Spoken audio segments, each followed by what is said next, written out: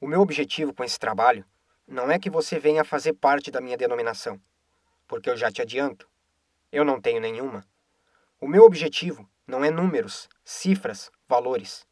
Não estou interessado no seu dinheiro. Eu gostaria de aproveitar a oportunidade para fazer um pedido a você que me assiste.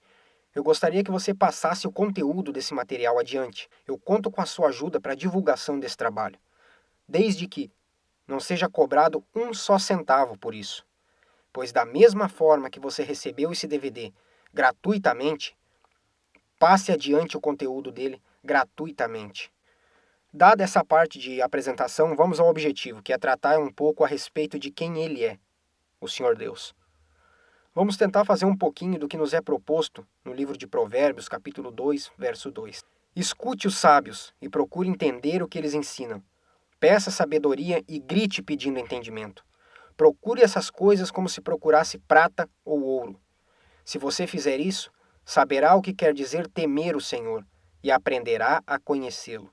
Vamos tratar um pouquinho a respeito da grandiosidade do Senhor Deus. Você tem ideia da grandiosidade do Senhor Deus? A palavra dele, revelada na Escritura, lá no livro de Isaías, nos dá uma ideia do quão grande ele é. Lá diz que ele é um grande Deus, que ele mede o céu a palmos. A pergunta agora é: qual o tamanho dos céus?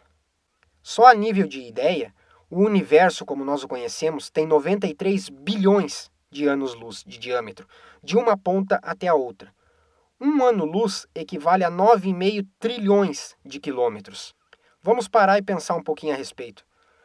93 bilhões multiplicado por 9,5 trilhões de quilômetros, esse negócio desse tamanho, é o que Isaías disse que o Senhor Deus mede a palmos.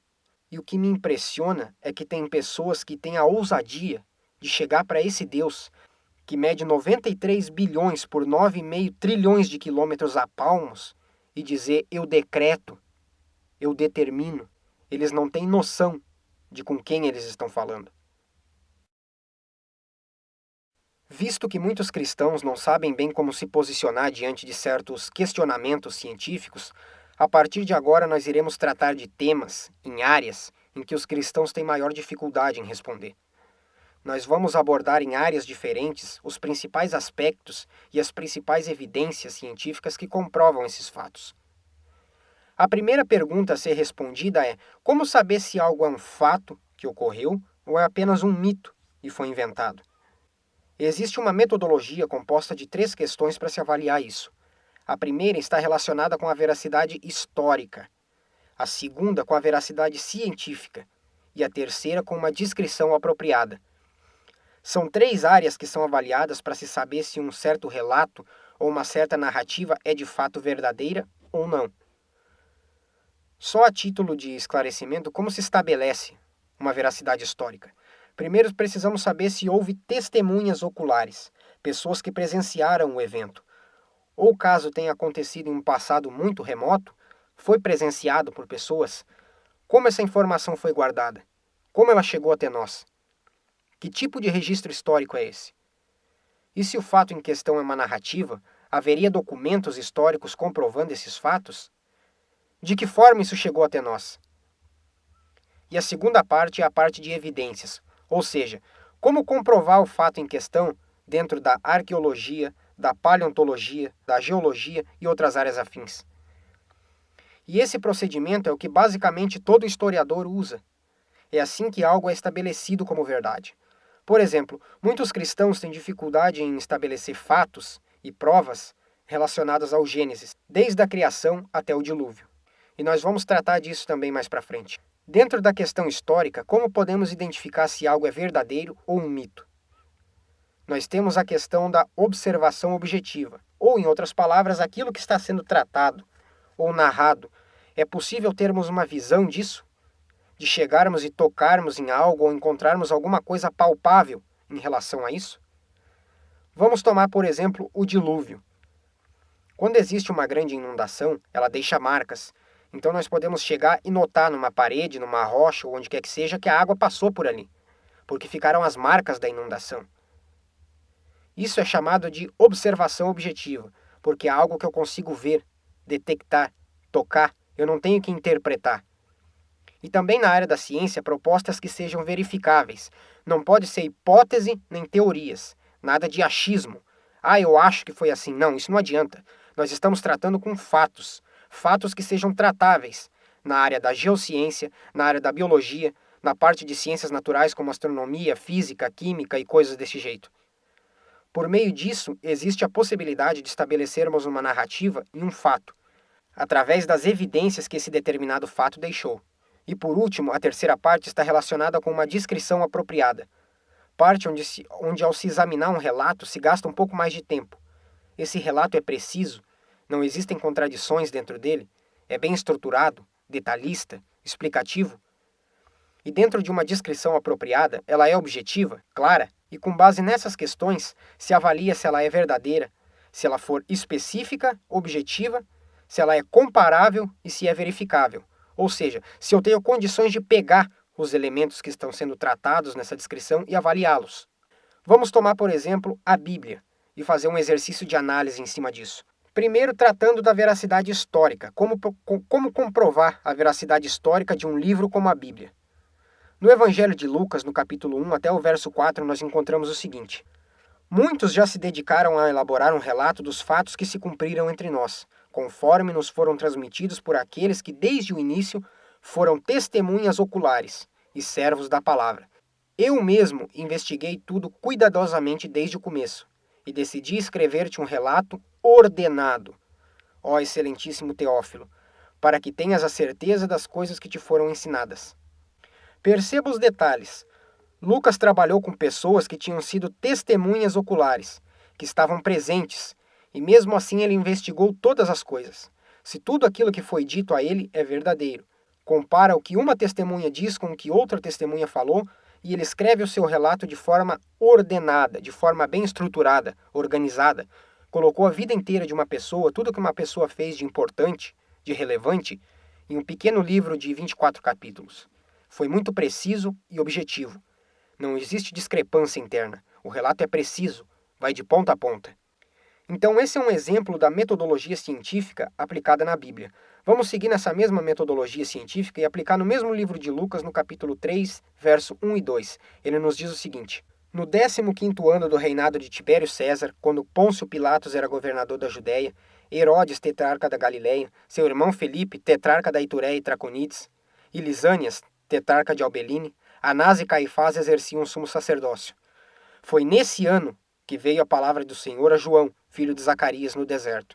Lucas nos dá a descrição exata de que ano isso aconteceu. Ele detalha quem estava governando o que e aonde.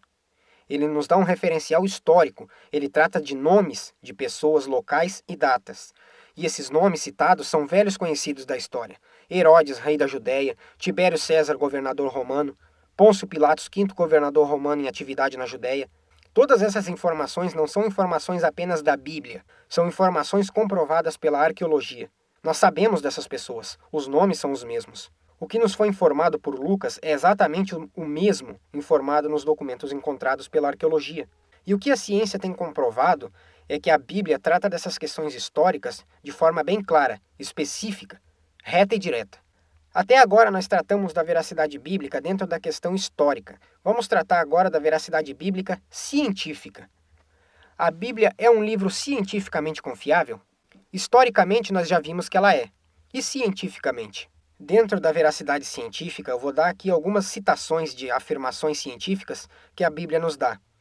Mas isso é só a título de esclarecimento, como forma de exemplo. Eu não vou me aprofundar muito porque a gente ainda tem bastante assunto para discorrer ainda nesse trabalho. Jó capítulo 26, verso 7 diz o seguinte: o Senhor Deus estende o norte sobre o vazio e faz com que a terra paire sobre o nada. A terra paira sobre o nada? Claro que sim, a terra flutua no espaço. O Senhor Deus estende o norte sobre o vazio. Em 2002, cientistas da área da cosmologia e astrofísica descobriram que no nosso norte sideral, lá no espaço, existe um vazio, um buraco de 1.300.000 anos-luz, que não tem absolutamente nada lá dentro, nem uma única estrelinha. Uma afirmação científica perfeitamente correta feita por Jó. Já o capítulo 28, verso 25, diz que o Senhor Deus regulou o peso do vento. Em 1643, o peso do ar foi descoberto por Torricelli e posteriormente estudado mais a fundo por Galileu Galilei. O capítulo 28, verso 26, diz que o Senhor Deus determinou leis para a chuva. Hoje nós estamos estudando, aprendendo isso na área das ciências atmosféricas. Por isso que a previsão do tempo está começando a acertar um pouquinho mais. Diz também que ele determinou um caminho para o relâmpago. Se isso não estivesse correto, para-raio não funcionava. O livro de Levítico diz que a vida da carne está no sangue. Descoberta científica de William Harvey em 1615, o transporte de oxigênio através do sangue.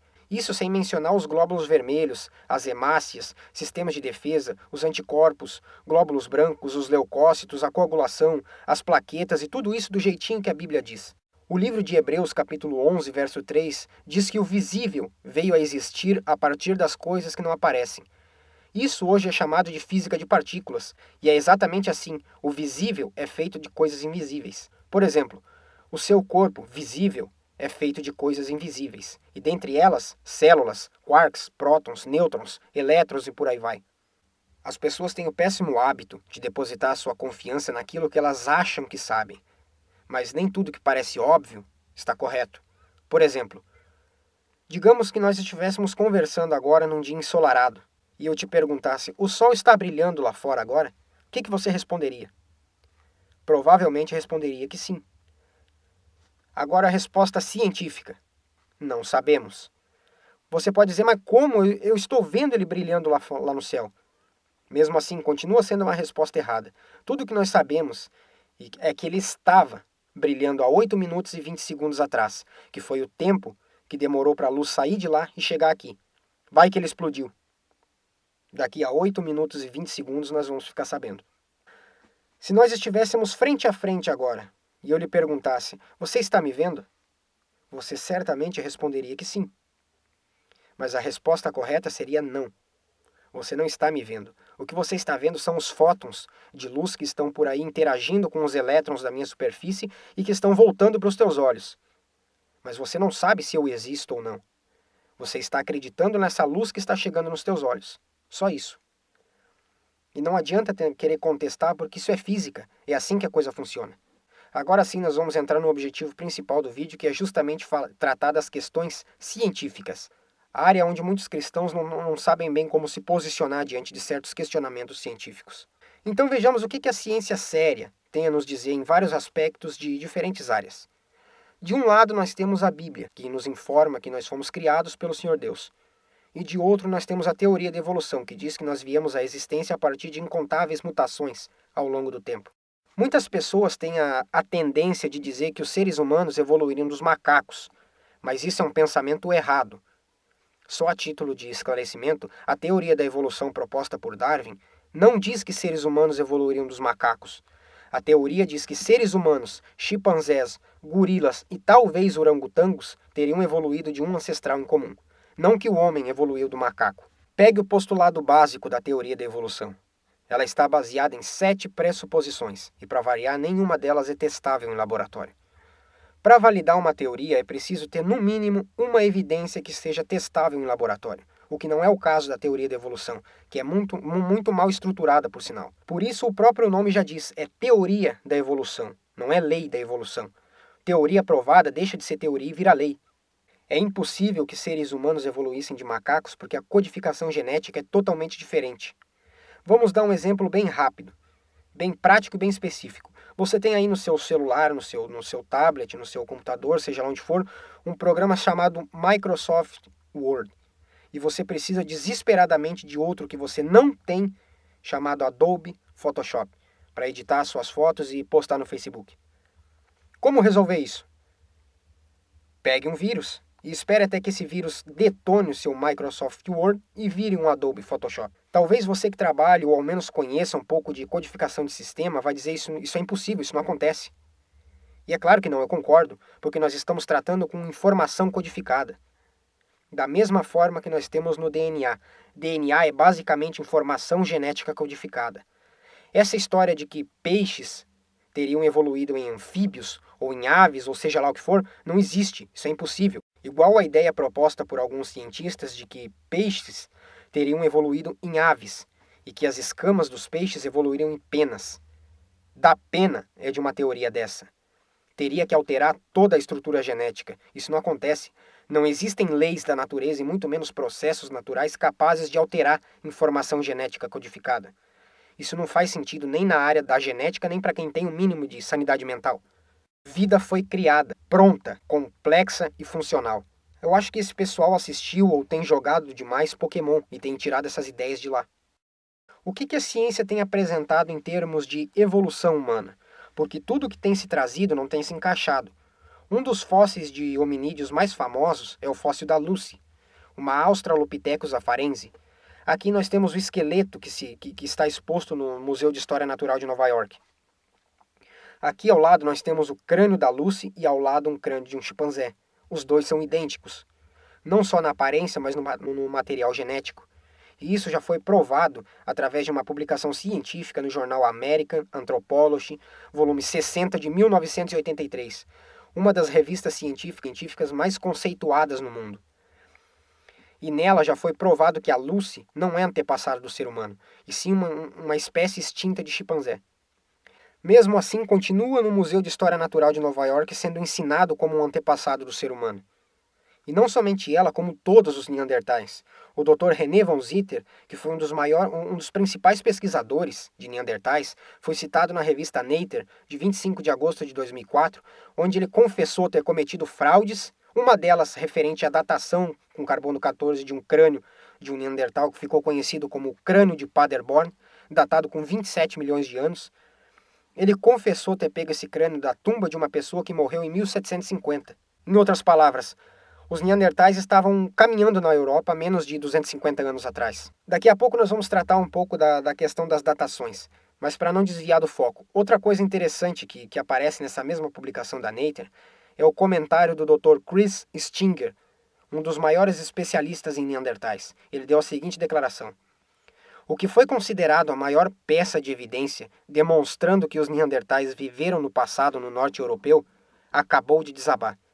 Nós teremos que reescrever a pré-história.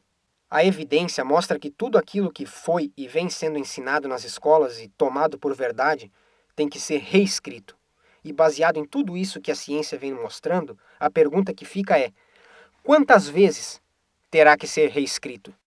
Somente a título de conhecimento, vamos tratar um pouco a respeito dos métodos de datação e do registro fóssil. Os métodos de datação que têm sido utilizados estão baseados em pressuposições questionáveis, em escalas parciais. As idades medidas são relativas e não absolutas.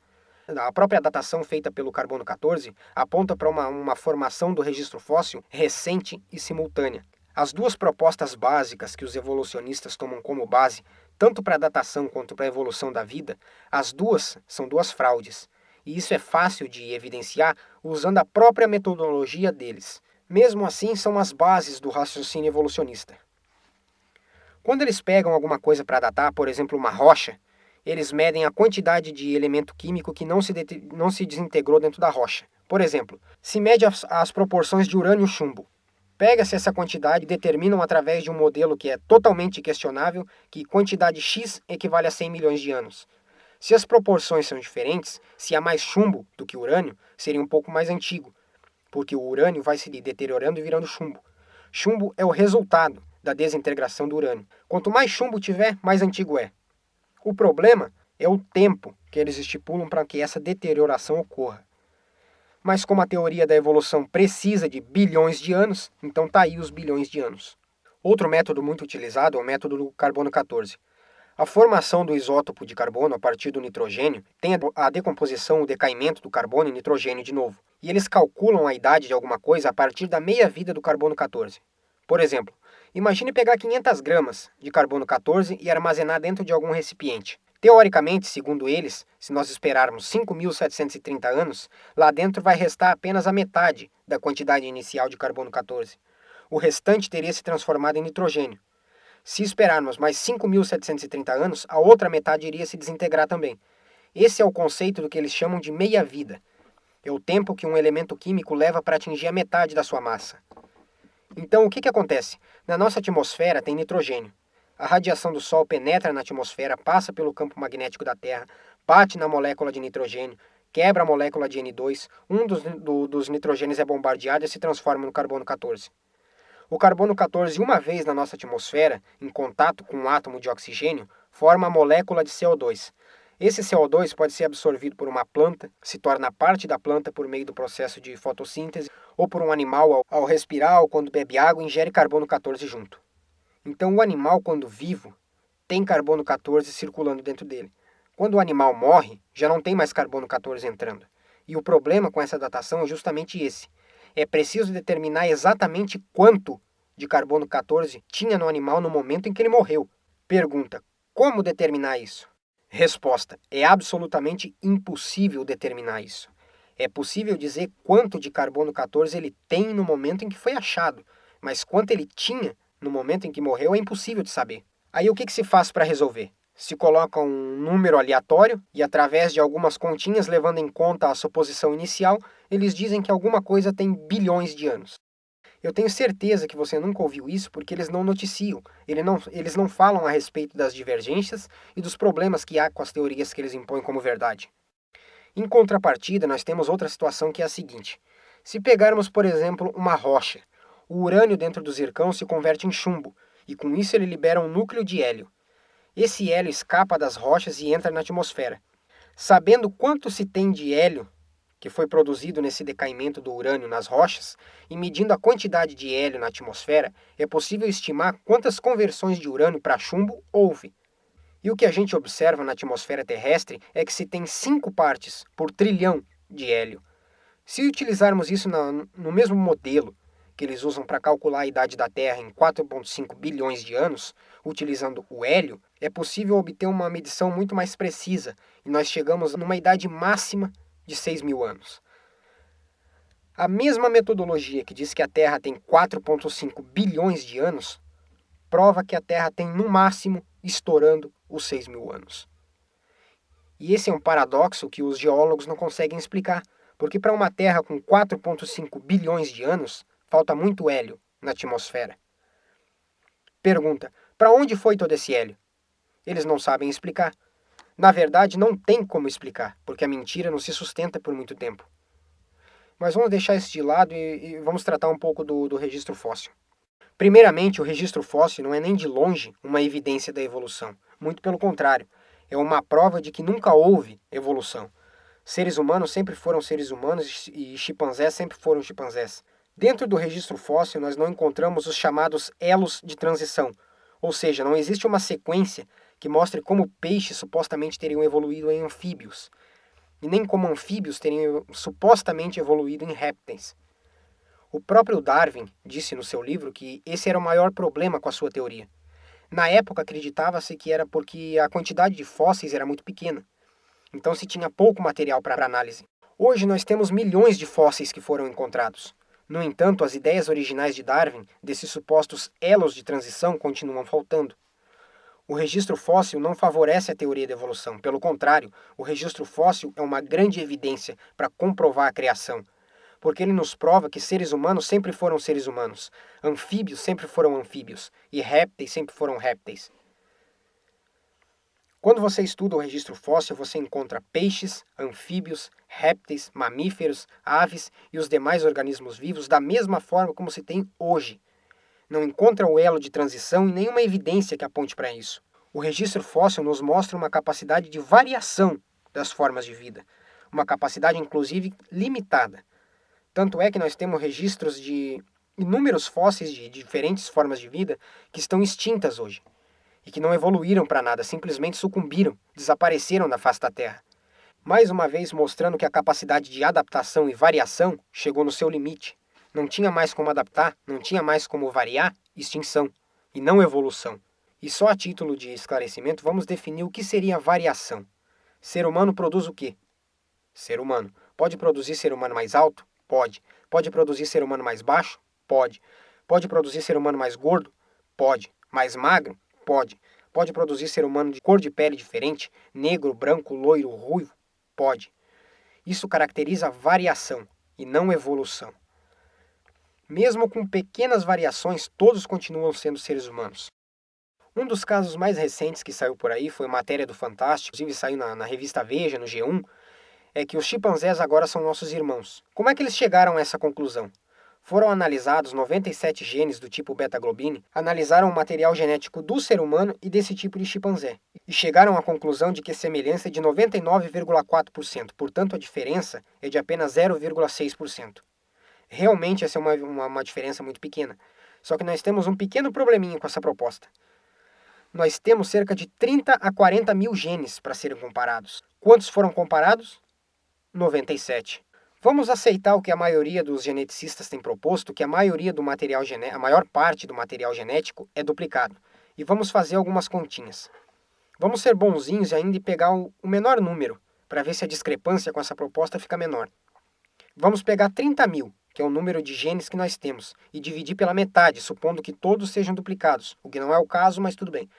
Ainda nos resta 15 mil genes. Destes 15 mil, eles compararam 97. Isso representa 0,65% do total, ou seja, apenas 0,65% de todo o material genético foi comparado.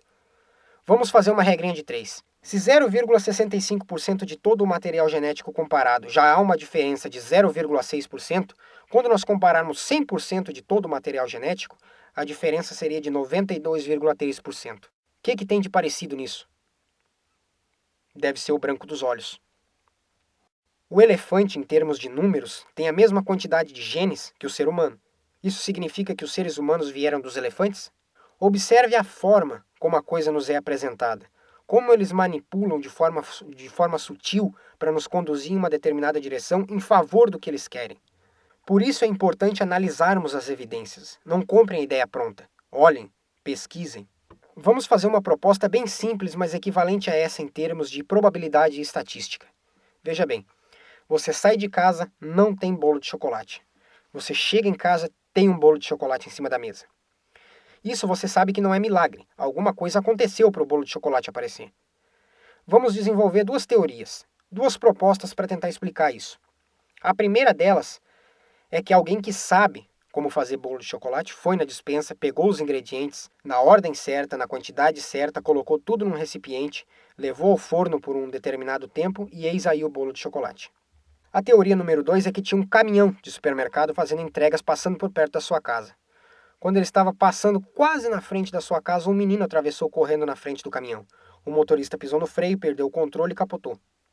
Lá atrás no caminhão tinha sacos de farinha, sacos de açúcar, caixa de ovos, leite, latas de Nescau, fermento e tudo o que você quiser. Os sacos de farinha, de açúcar e tudo mais se romperam.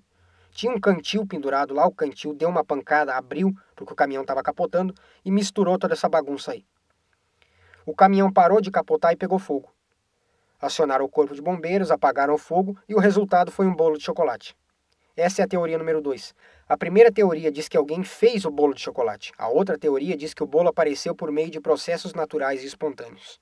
Eu tenho certeza que ninguém tem problema em acreditar na primeira, mas todo mundo acha engraçado a segunda. E fala isso é impossível, isso não acontece. Eu concordo. O problema é que para fazer um bolo de chocolate você usa apenas 12 elementos, no máximo. Uma célula você precisaria de 2 milhões. O bolo, composto de 12 elementos, ninguém acredita que aparece por meio de processos naturais e espontâneos. A célula, que é composta de 2 milhões, eles acreditam. Que tipo de raciocínio é esse? Ninguém que tem um mínimo de sanidade mental pode acreditar numa proposta dessa. Outra coisa interessante é a criação da mulher lá em Gênesis 2. Então o Senhor Deus fez com que o homem caísse num sono profundo. E enquanto ele dormia, Deus tirou uma das suas costelas e fechou a carne naquele lugar. Dessa costela o Senhor formou uma mulher e levou ao homem. Então o homem disse: agora sim, esta é carne da minha carne e ossos dos meus ossos. Ela será chamada mulher, porque Deus a tirou do homem. O Senhor Deus fez cair pesado sono sobre Adão. Isso é a descrição de um procedimento cirúrgico. O nome disso é anestesia geral.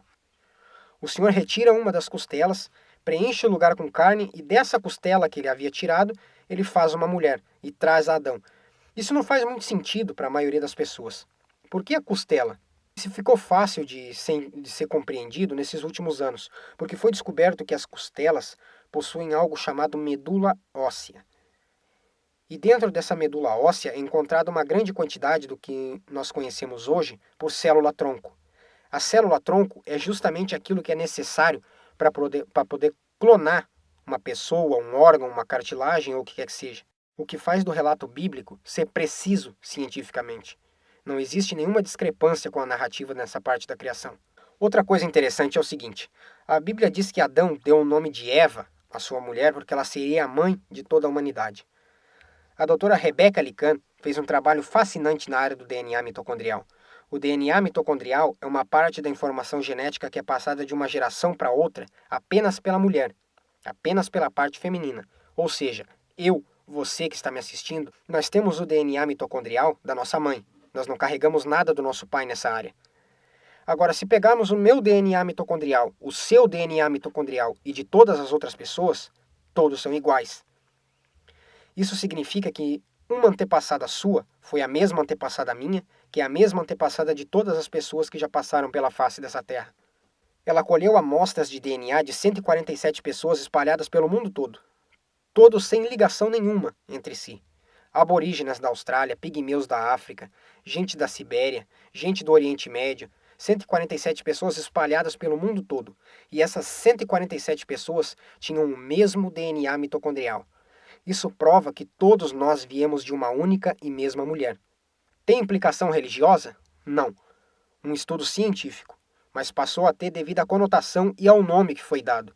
O estudo ficou conhecido como Eva mitocondrial. O estudo completo foi publicado na revista Nature, volume 325, de 1º de janeiro de 1987. Doutora Rebecca Lican, página 31 a 36. Uma publicação científica que comprova a origem do ser humano. Um resumo da publicação pode ser achada facilmente na Wikipédia. E somente a título de esclarecimento, dentro desse conceito, como explicar as diferentes etnias, os negros, os asiáticos, os europeus e tudo mais. Existem vários estudos que têm mostrado que a quantidade de material genético guardado nos nossos DNAs é muito grande. Porém, nem tudo que está lá está ativo.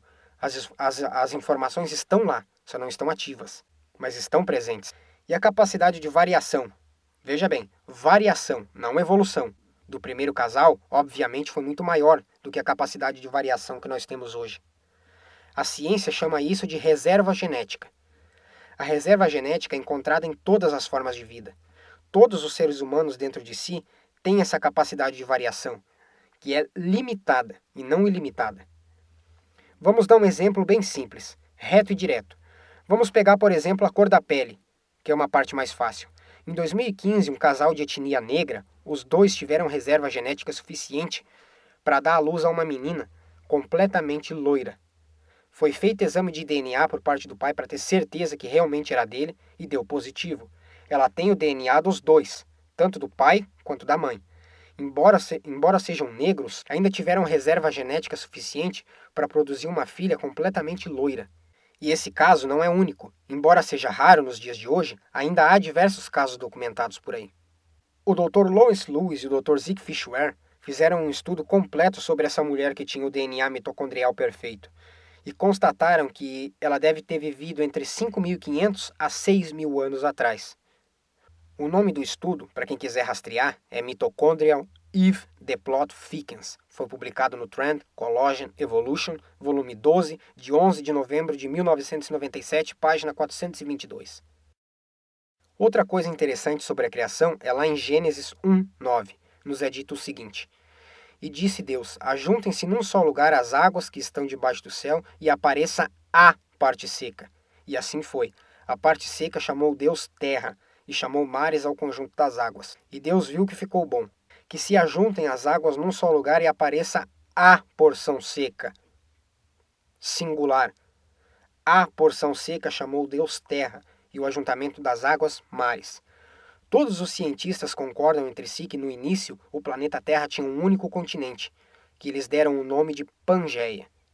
E esse oceano primitivo, o nome recebido foi Pantalácia. A Bíblia é o único livro com mais de 2.000 anos que já falava sobre isso. Apareça a porção seca, singular, uma porção seca, um continente. E o ajuntamento das águas que o Senhor Deus chamou de mares é o que os cientistas chamam de Pantalácia. Só a título de esclarecimento, antes de continuarmos, é bom deixarmos uma coisa bem clara. As pessoas acham que se fizerem ciência vão perder a fé. Se você perder é porque você nunca teve.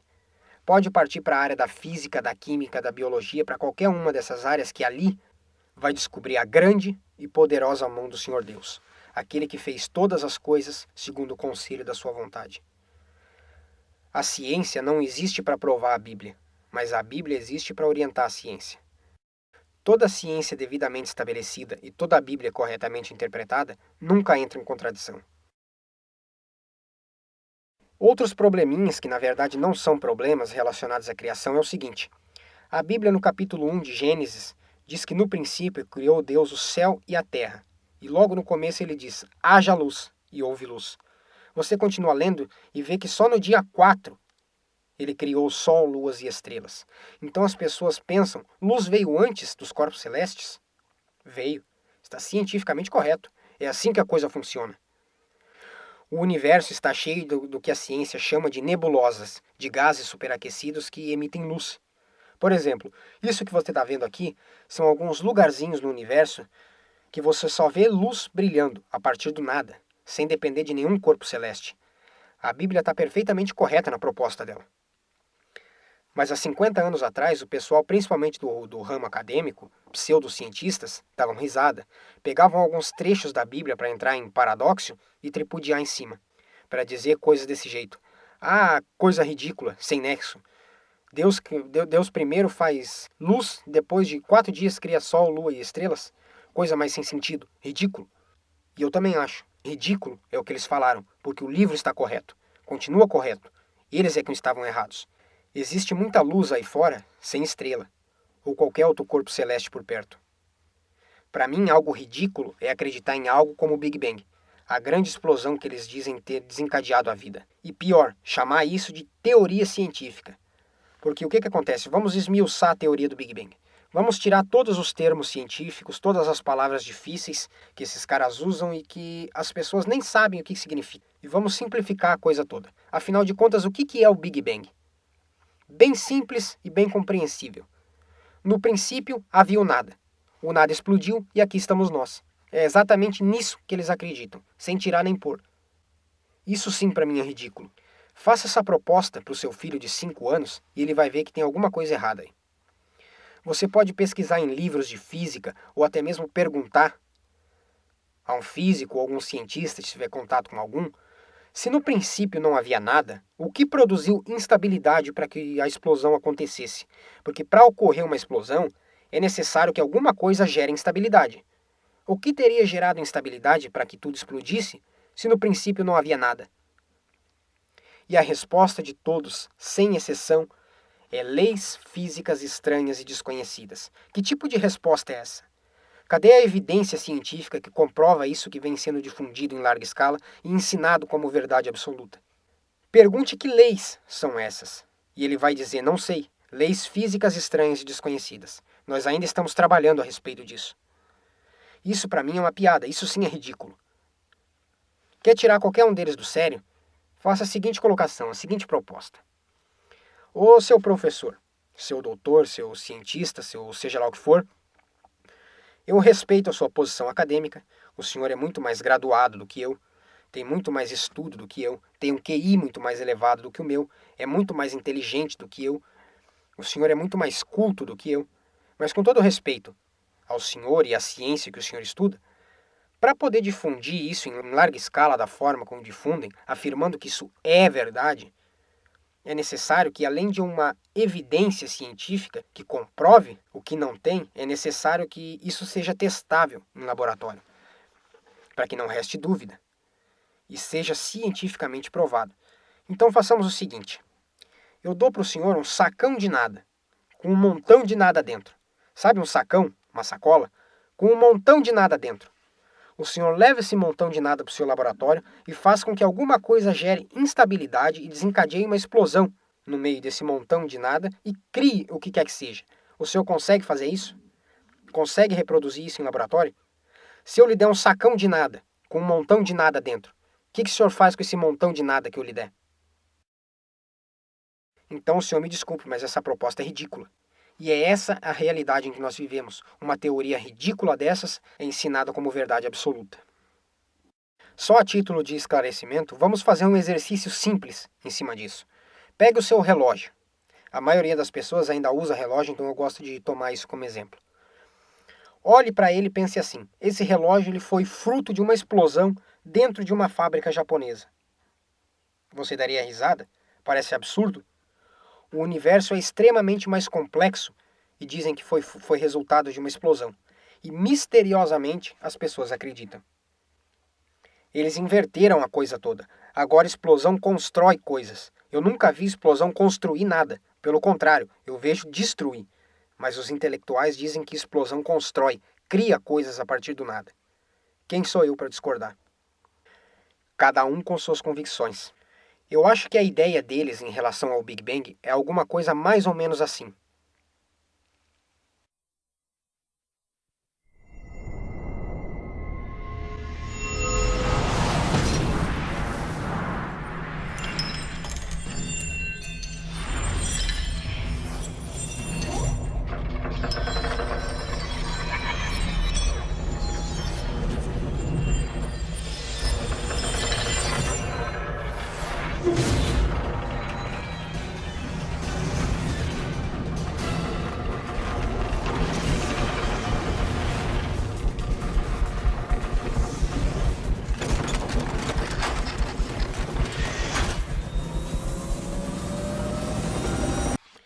Achou absurdo? Impossível? Então, só em termos de comparação, o ser humano é extremamente mais complexo do que esse helicóptero. E eles dizem que nós somos frutos de uma explosão, e as pessoas acreditam. Você tem ideia da complexidade do ser humano em paralelo com toda a tecnologia conhecida? A mais alta tecnologia de ponta se torna obsoleta quando comparada à complexidade do ser humano. Imagine todas as 3 bilhões 164 milhões e 700 mil letrinhas que compõem o DNA. Todas elas organizadas precisamente. Sabe onde está guardada toda essa informação genética de como fazer você? Vamos pegar, por exemplo, o núcleo de uma célula sua. Ali dentro você vai ter um monte de filamentos, que são esses pequenos fiozinhos do DNA. Sabe qual é o diâmetro desses fiozinhos? 2 nanômetros. O que significa isso? Pega uma régua e ela vai estar dividida em milímetros. Pegue 1 milímetro desse e divida-o em 1000 pedacinhos. Pegue um pedacinho desse, você tem 1 micrômetro. Pegue esse seu 1 micrômetro e divide de novo em mais 1000 pedacinhos. Você vai ter 1 nanômetro. E é dentro disso que está guardada toda a informação genética de como fazer você. Ali dentro tem toda a informação de onde seus olhos seriam colocados, sua orelha, cor de cabelo, estrutura óssea, sistema sanguíneo, tudo. Todas aquelas 3 bilhões 164 milhões e 700 mil letrinhas genéticas então, estão dentro desse fiozinho de 1 nanômetro de diâmetro. Essa complexidade não é fruto do acaso. Leis da natureza e processos naturais não produzem informação genética codificada. A ciência reconhece isso. Então a questão toda é: se toda forma de vida está baseada em informação genética codificada, só é capaz de existir vida através de informação genética codificada, a qual não surge espontaneamente? Processos naturais e leis da natureza não produzem informação genética codificada? Então, como explicar o Big Bang e a teoria da evolução? E como sustentar a afirmação evolucionista de que vida teria surgido por acaso, se informação genética codificada não é resultado de seleção natural? Não existe uma única lei da natureza ou processo natural que produza informação genética codificada. E sem informação genética codificada, não existe vida. Quer saber qual a origem da vida? Descubra qual a origem da informação genética codificada. O Senhor Deus nos deixou uma boa pista. Dentro da nossa codificação genética, dentro do próprio DNA. Vamos tratar um pouco a respeito disso. Isso aqui é a ilustração de uma fita de DNA. Ela é formada por essas duas hélices em espirais, que são conectadas por essas pontes. Essas pontes seguem um padrão de espaço. Não é em toda a informação que tem as pontes. Essas pontes seguem um padrão de espaço que é o seguinte: a cada 10 unidades de informação, tem uma ponte. Depois, 5 unidades de informação, tem outra ponte. Depois, 6, tem outra ponte. E depois, 5 de novo. E esse padrão se repete. Ele termina e inicia de novo, na mesma sequência. 10, 5, 6, 5. Então, guardem bem essa sequência. 10, 5, 6, 5. Vamos pegar a Bíblia e ver o nome que o Senhor Deus se apresentou a Moisés. Ele é escrito da seguinte forma: são 4 letras, 4 caracteres hebraicos, sendo eles o Yud, o Re, o Vav e o Re de novo. Essas 4 letras formam o tetragrama, o nome pelo qual o Senhor Deus se apresentou a Moisés. Deus e Senhor não é nome, é título, mas isso é outro assunto. Vamos pegar os caracteres no alfabeto hebraico. No hebraico, não existe algarismos para definir números. As letras têm valor numérico. Por exemplo, vamos trazer para o nosso alfabeto para facilitar o entendimento. É como se o A valesse 1, o B valesse 2, o C valesse 3 e assim por diante. Como no hebraico não existe algarismos para definir números, se eles quisessem fazer uma conta, por exemplo, eles fariam A mais A igual a B, ou B mais B igual a D. Então vamos pegar essa sequência numérica codificada no DNA humano e levar para o alfabeto hebraico para ver a que letras equivale essa sequência. O Yud equivale a 10, o Re equivale a 5, o Vav equivale a 6 e o Re de novo equivale a 5. O Senhor Deus deixou a sua assinatura dentro do nosso DNA. Cada ser humano da face da Terra carrega o nome sagrado dele dentro de si, como se fosse a assinatura do fabricante. É tipo aquele relógio, aquela bolsa, aquela roupa, ou seja lá o que for que você comprou no camelô. E dentro vem o selo do fabricante escrito Made in China. O Senhor Deus deixou o nome sagrado dele selado dentro de cada um de nós, sem exceção. Revelações da ciência sobre os mistérios da vida. Especialistas de vários países estiveram no Brasil para o lançamento de um grupo dedicado à tese do chamado Design Inteligente. Que mistérios guardam as nossas células?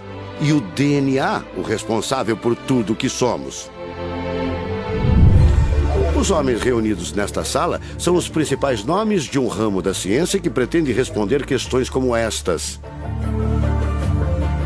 Ao contrário do que a gente já pregoou por 150 anos, há evidências de inteligência na vida e no universo.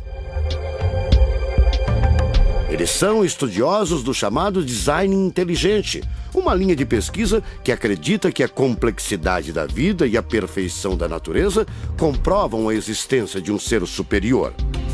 A vida foi feita pronta, o universo foi feito pronto, planejados por um ser extremamente inteligente, com design, com arte. Brian Miller é doutor em física. Ele coordena as pesquisas da Universidade de Duke, nos Estados Unidos. Seria um super engenheiro, um super arquiteto?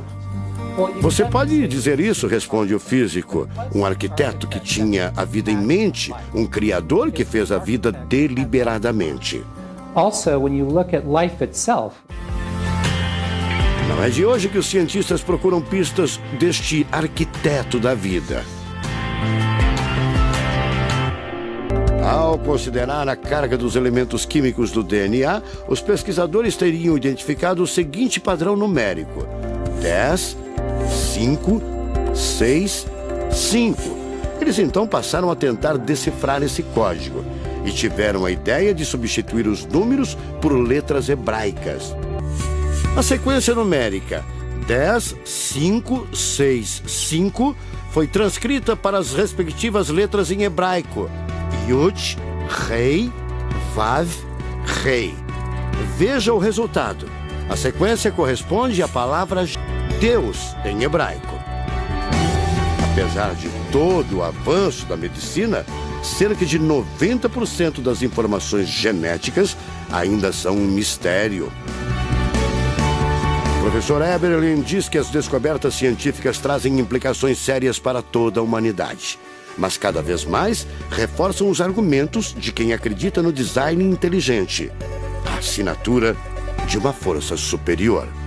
A gente vai ter que entregar essa informação para a filosofia e para a teologia.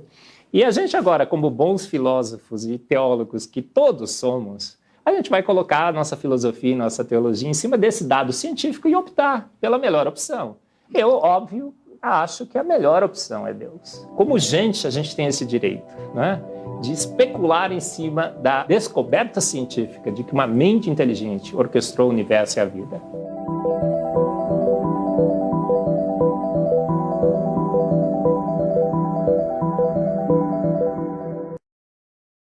Para os incrédulos, talvez ainda não seja suficiente.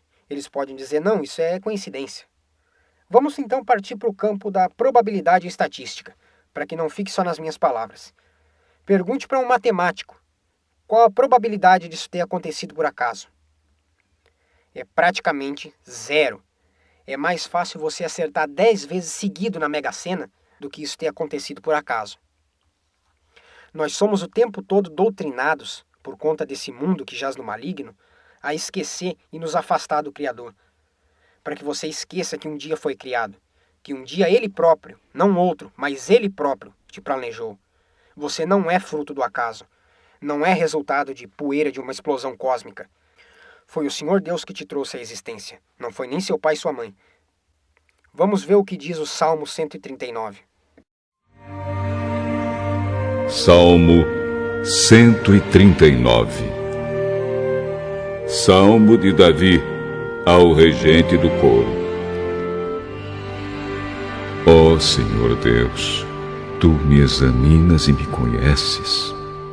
Sabes tudo o que eu faço e de longe conheces todos os meus pensamentos. Tu me vês quando estou trabalhando e quando estou descansando. Tu sabes tudo o que eu faço. Antes mesmo que eu fale, tu já sabes o que vou dizer. Estás em volta de mim por todos os lados e me proteges com o teu poder. Eu não consigo entender como tu me conheces tão bem. O teu conhecimento é profundo demais para mim. Tu viste quando os meus ossos estavam sendo feitos, quando eu estava sendo formado na barriga da minha mãe, crescendo ali em segredo. Tu me viste antes de eu ter nascido. Os dias que me deste para viver foram todos escritos no teu livro, quando ainda nenhum deles existia. Oh Deus, como é difícil entender os teus pensamentos. E eles são tantos. Se eu os contasse, seriam mais do que os grãos de areia. Quando acordo, ainda estou contigo. Oh Deus, como eu gostaria que tu acabasses com os maus. Gostaria que os homens violentos me deixassem em paz. Eles falam mal de ti, contra ti falam coisas ruins. Oh Senhor Deus, como odeio os que te odeiam, como desprezo os que são contra ti.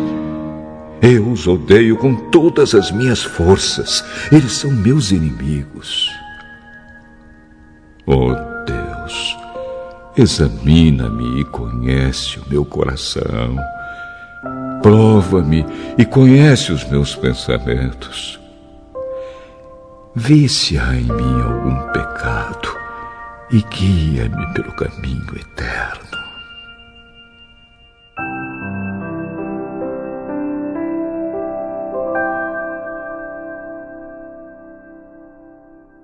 Vamos dar um exemplo bem prático e científico. Você já pensou em você quando era apenas um DNA, um zigoto, um óvulo feminino fecundado?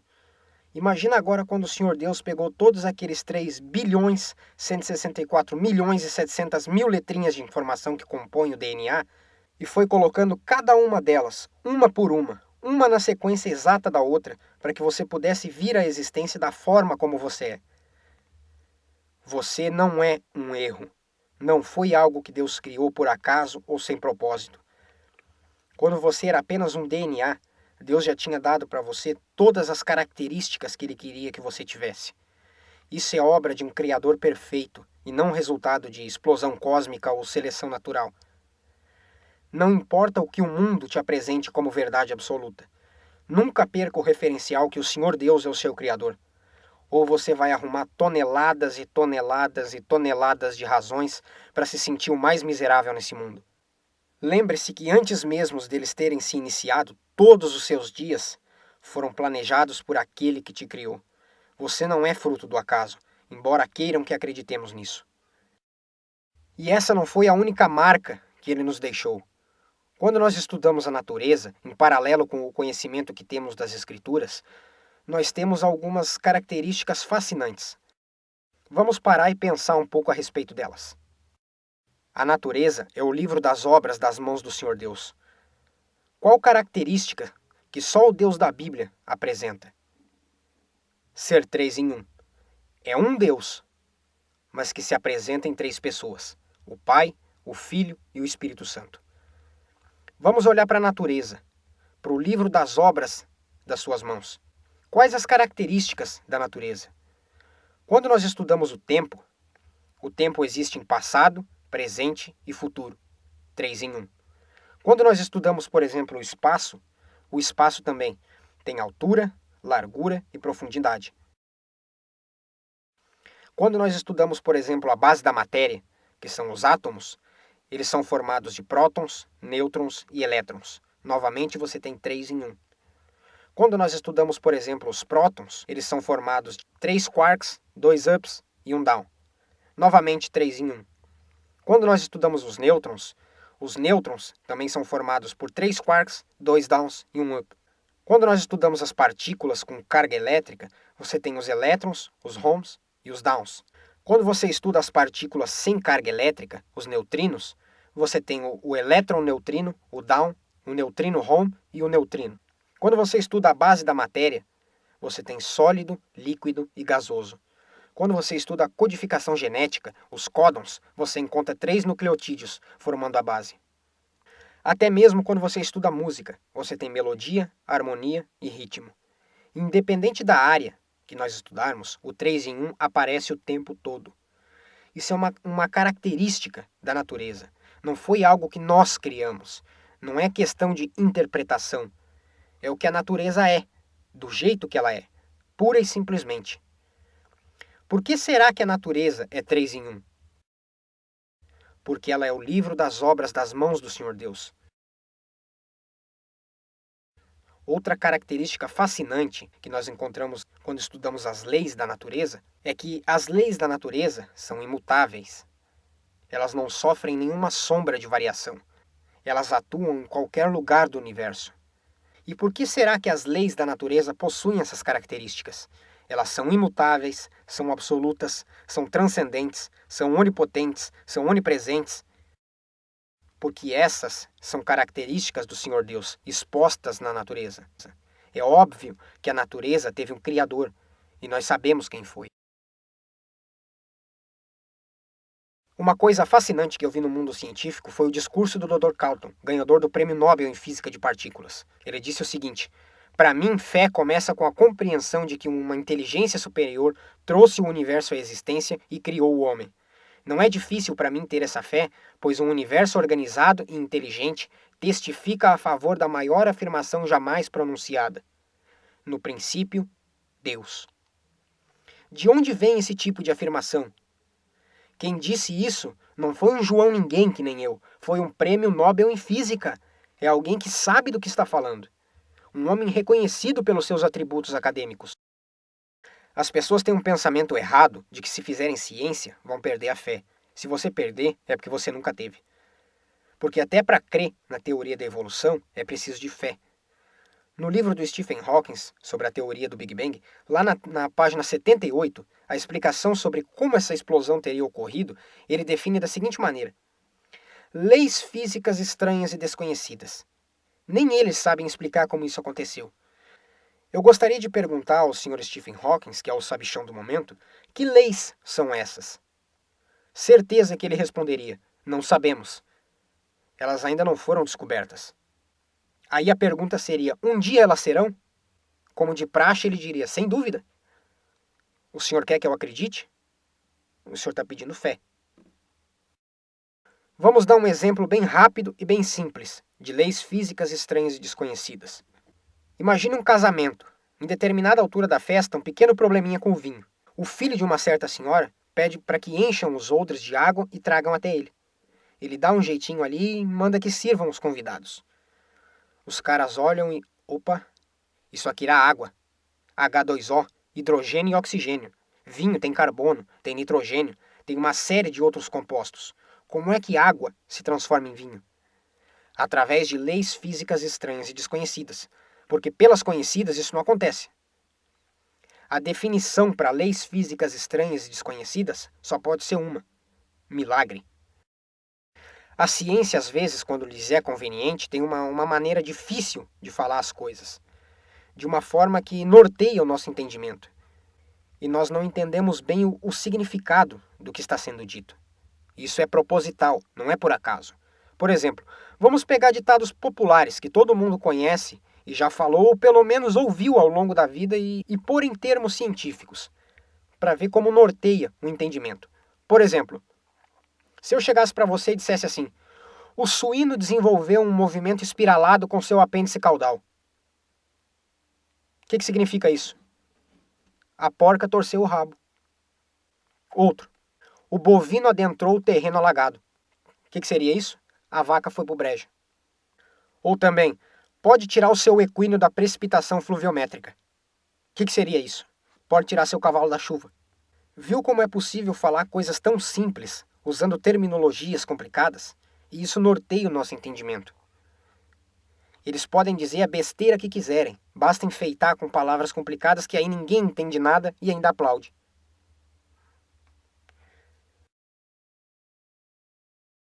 Vamos ver mais alguns probleminhas com a teoria do Big Bang. Vamos pegar os próprios dados deles e arrumar aqui alguns paradoxos para o Sr. Hawkins resolver. Primeiro, segundo a teoria da evolução proposta por eles, a partir do Big Bang surge a vida. A partir daí, o universo começou a se auto-organizar. Ele surgiu a partir de uma explosão cósmica, saiu de uma bagunça e foi se organizando. O problema é que isso arrebenta com a segunda lei da termodinâmica, que diz que qualquer sistema deixado por conta própria caminha do organizado para o desorganizado, e não ao contrário, como propõe a teoria da evolução. Todas as coisas, sem exceção, com o passar do tempo, têm a tendência a se deteriorar. Por exemplo, você compra um tênis novo e começa a usá-lo. Com o passar do tempo, o que vai acontecer com o seu tênis?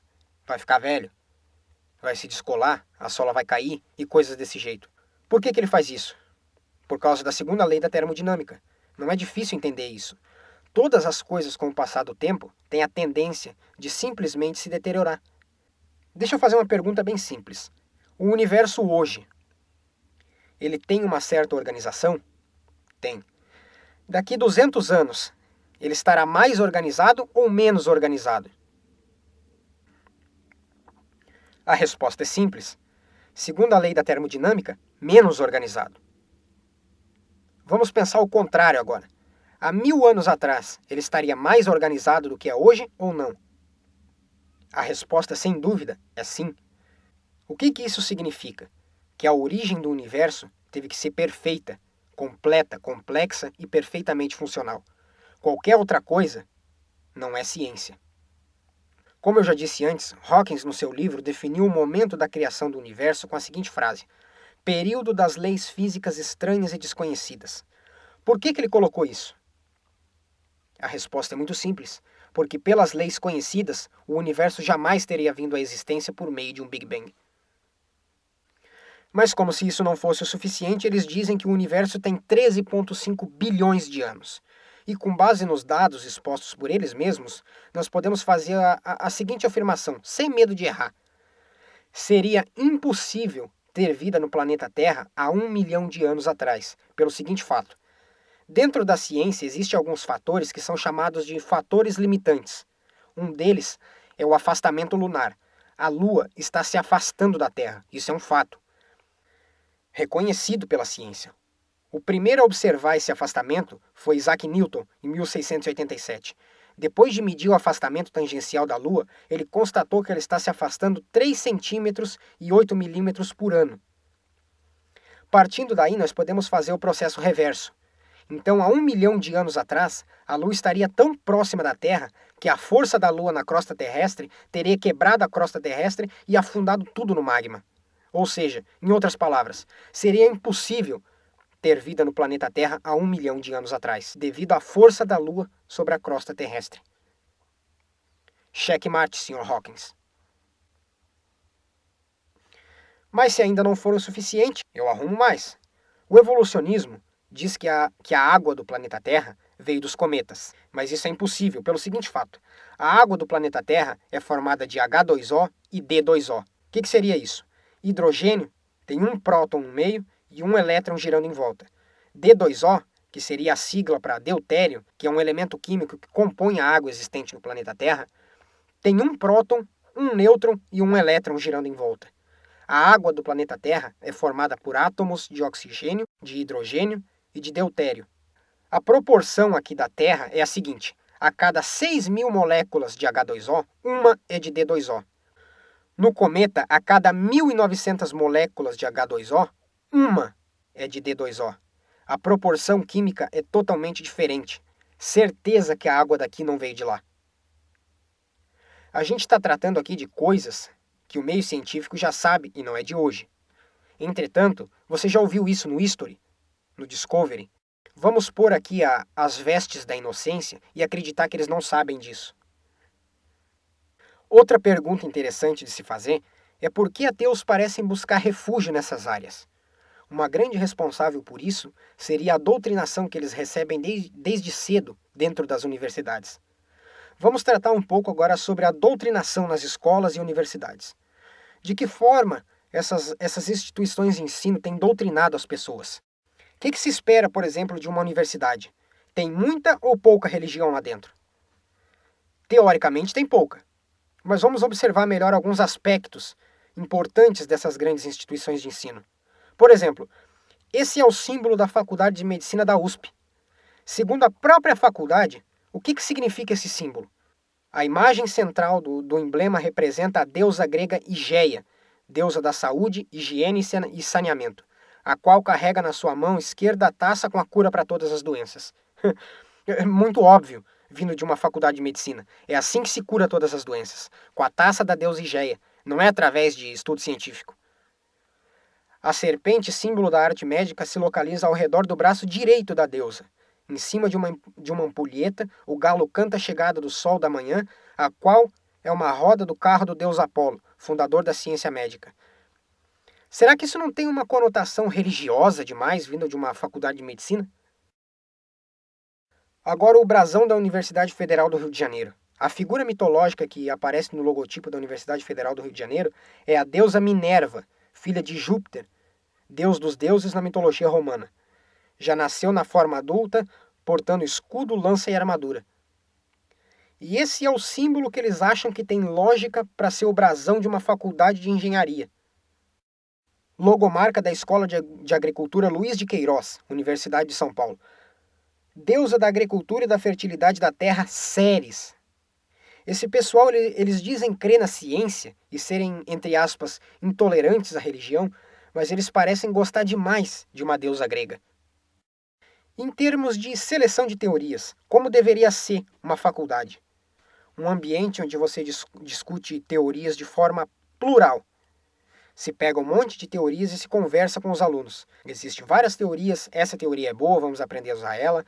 Existe essa outra teoria, porém vamos descartar porque a evidência aponta para alguma coisa diferente. Enfim, isso seria um assunto aberto entre professor e alunos. Isso deveria ser discutido. Entretanto, na prática, não é nem de longe isso que acontece. Hoje, dentro das universidades, existe uma seleção de teorias, onde é imposto uma mentira e essa mentira é tomada por verdade absoluta. Embora todas as evidências possam apontar para algo contrário, esta é determinada a verdade e ponto. E essa seleção de teorias é algo extremamente nocivo, danoso, para a mente dos alunos, porque mesmo que você não queira ou não perceba, essa seleção de teorias vai te conduzir numa determinada direção em favor do que eles querem, e não de encontro com a verdade. Eles impõem uma teoria como sendo verdade absoluta e não falam das divergências e dos problemas que há com aquilo que eles impõem como verdade. Tudo é feito para nos afastar da verdade contida na Escritura. Depois que você analisa todos os fatores, conhece as evidências e as divergências daquilo que eles têm nos ensinado, você fica de boca aberta. Como o diabo foi astuto em montar um sistema tão bem estruturado ao longo do tempo para nos afastar da verdade. Para encerrar, vamos tratar um pouco sobre o dilúvio de Gênesis, porque muitas pessoas acham problemas onde não tem, porque muito do que se tem dito sobre o dilúvio apenas tem sido dito de acordo com os contos mitológicos dentro das igrejas. A maioria das pessoas acham que o dilúvio durou 40 dias, que começou com uma chuvinha torrencial que inundou o planeta todo. Vamos ver a cronologia do dilúvio. Foram 371 dias de dilúvio ao total, desde o dia em que Noé entrou na arca até o dia em que saiu, sendo 150 dias de inundação completa e 221 dias de escoamento. Segundo a Escritura, no dia 17 do mês 2 do ano 600 da vida de Noé, abriram-se as fontes do grande abismo, depois as comportas do céu, ou seja, primeiro veio água de baixo, depois água de cima. 40 dias depois fecharam-se as fontes do grande abismo e também as comportas do céu. 223 dias depois que o dilúvio começou, Noé começa a ver o topo das montanhas. 263 dias depois do início do dilúvio, Noé abre a janela da arca e solta um corvo. Ele espera 7 dias, o corvo não volta. Ele solta uma pomba. Ela vai e volta. 7 dias depois, ele solta de novo. Ela vai e volta com o ramo de oliveira. 284 dias já teriam se passado. 313 dias depois que o dilúvio começou, Noé remove uma parte da cobertura da arca e percebe que o solo está enxuto. Aí se inicia os preparativos para a saída da arca. E 371 dias depois que o dilúvio começou, Noé sai da arca com sua família e os animais. Esses 371 dias podem ser divididos em 4 fases. Primeira fase, fase de ruptura. Segunda fase, fase de inundação.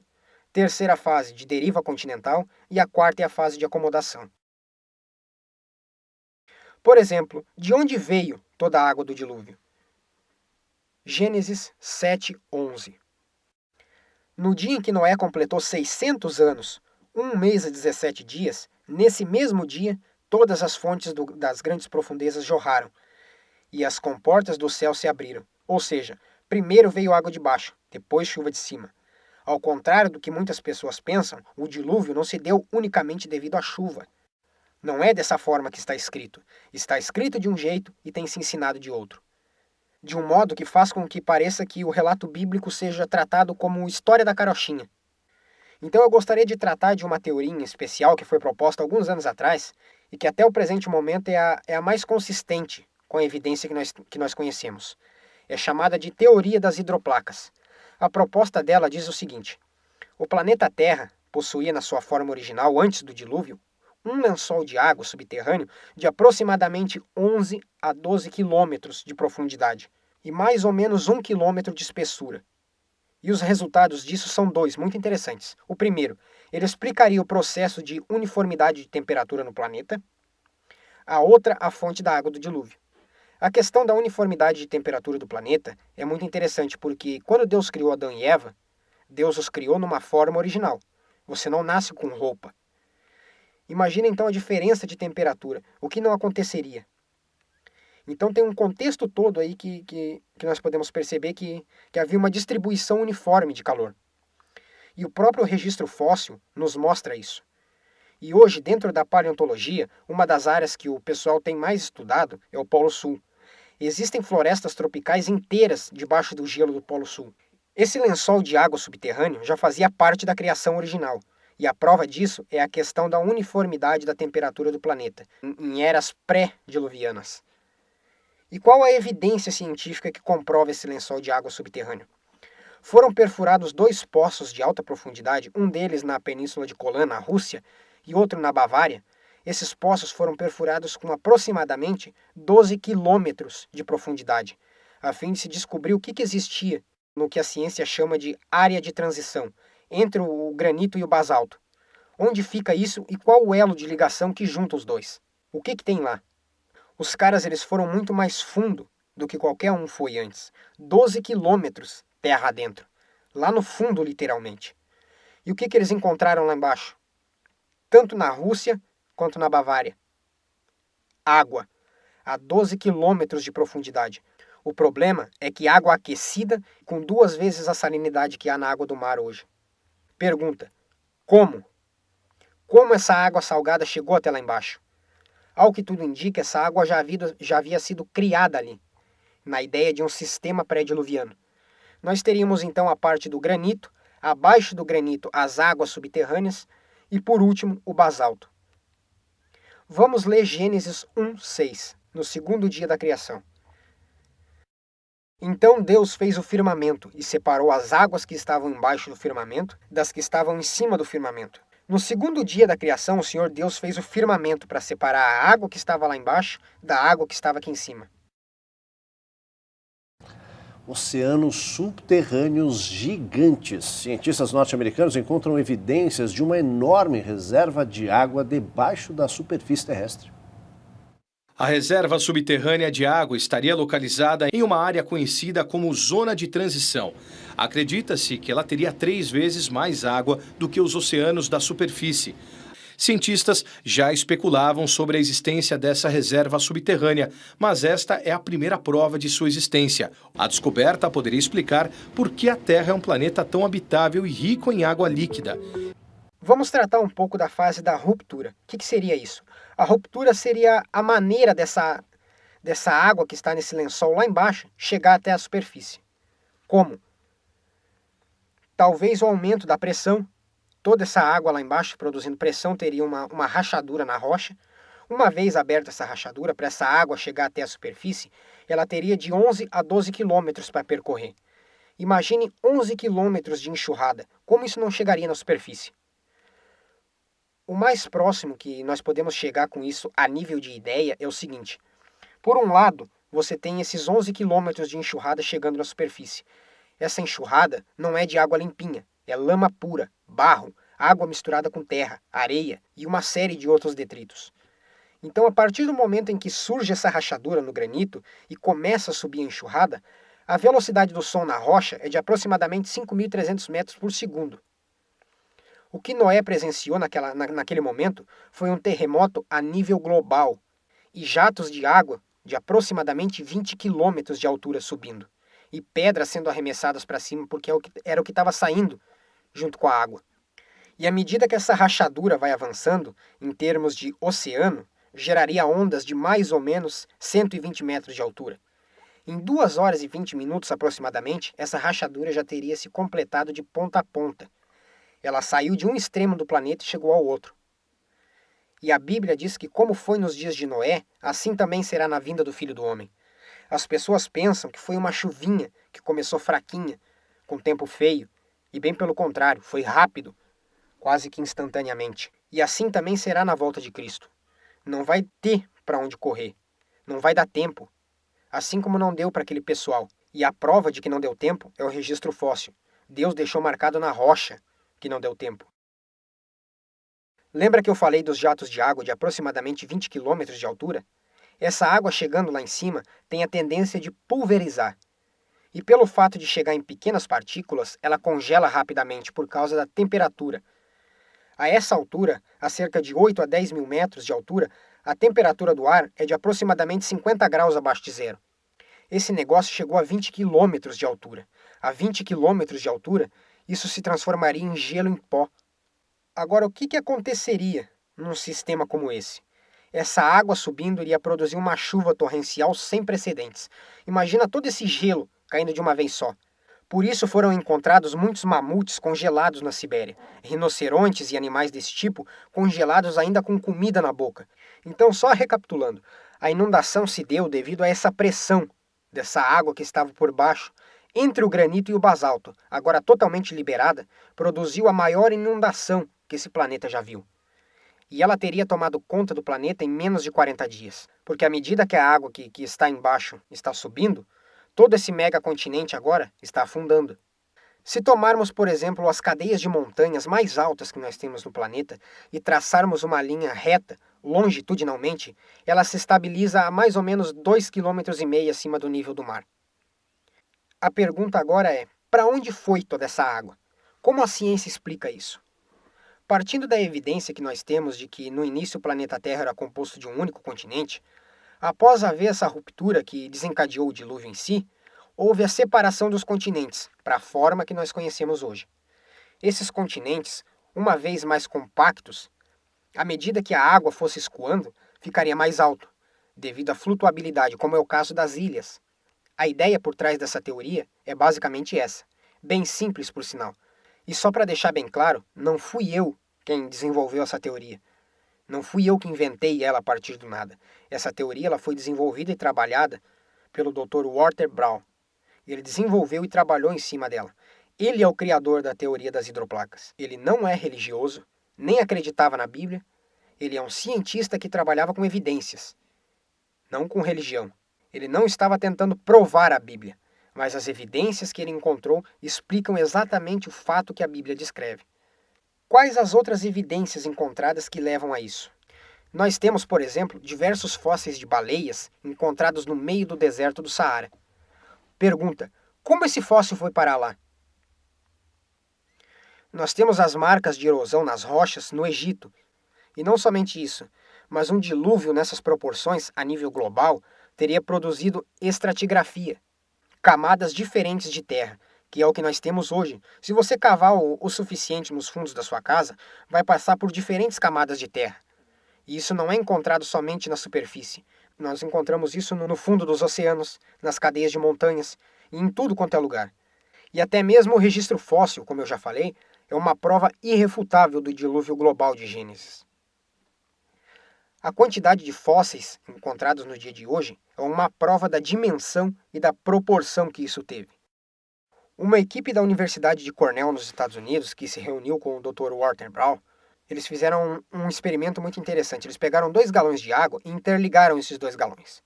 Num galão, eles colocaram água e no outro tipos diferentes de solo, e fez com que isso fosse exposto a um movimento parecido com o de uma balança. A ideia era simular o que teria acontecido durante o dilúvio, expondo o solo a maré alta e maré baixa, por um período de 330 dias. Essa foi a proposta. O resultado? Estratigrafia, a mesma formação de camadas que nós vemos hoje, que compõem o nosso solo, inclusive na mesma ordem. E não satisfeito, ele foi além. Ele pegou grupos diferentes de animais mortos, mamíferos, anfíbios, aves, répteis, animais de tamanhos diferentes, pesos diferentes, misturados em um tanque gigante com água e lama. Produziu um processo de compressão, descompressão, compressão, descompressão. Resultado: no fundo do tanque ficaram os anfíbios, mais acima os répteis, na parte superior mamíferos e aves.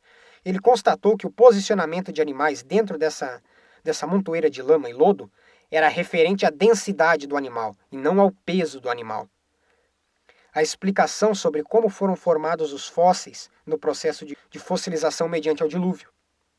E isso é facilmente reproduzido em laboratório.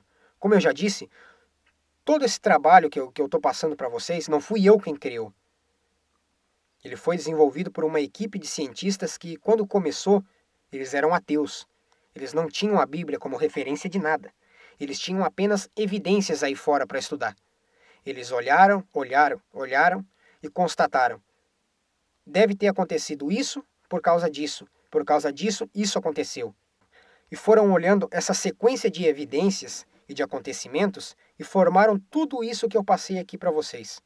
Até que alguém falou: opa, peraí, isso aqui está cheirando a Bíblia.